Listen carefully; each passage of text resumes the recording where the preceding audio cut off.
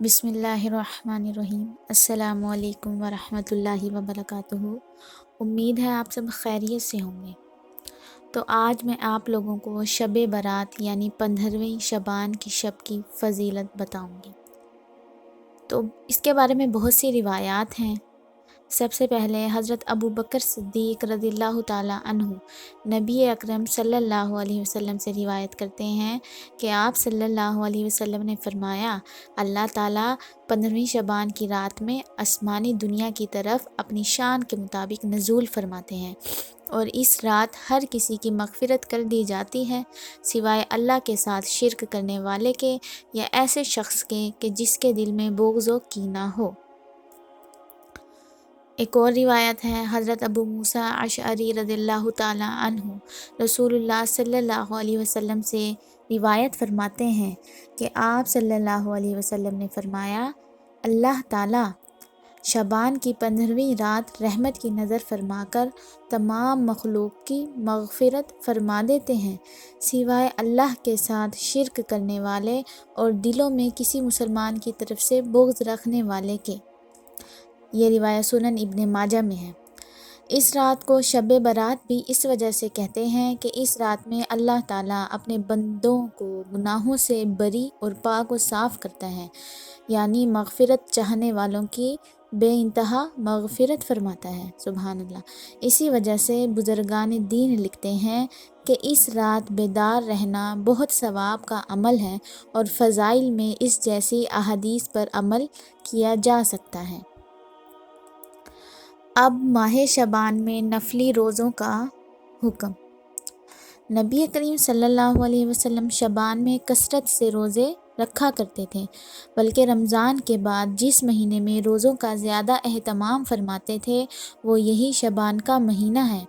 حضرت عائشہ رضی اللہ تعالیٰ عنہا سے روایت ہے کہ نبی کریم صلی اللہ علیہ وسلم شعبان سے زیادہ اور کسی مہینے میں روزے نہیں رکھتے تھے۔ شعبان کے پورے دنوں میں آپ صلی اللہ علیہ وسلم روزے سے رہتے۔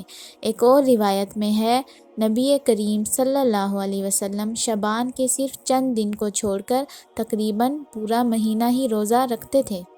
یہ روایت صحیح بخاری میں ہے، یعنی کہ نبی کریم صلی اللہ علیہ وسلم اکثر شعبان میں روزے رکھا کرتے تھے، البتہ شعبان کے آخری دنوں میں روزے رکھنے سے منع فرمایا تاکہ رمضان المبارک کے روزوں کے لیے بدنی طاقت برقرار رہے۔ اب 15 شعبان کو روزہ رکھنے کی کیا فضیلت ہے؟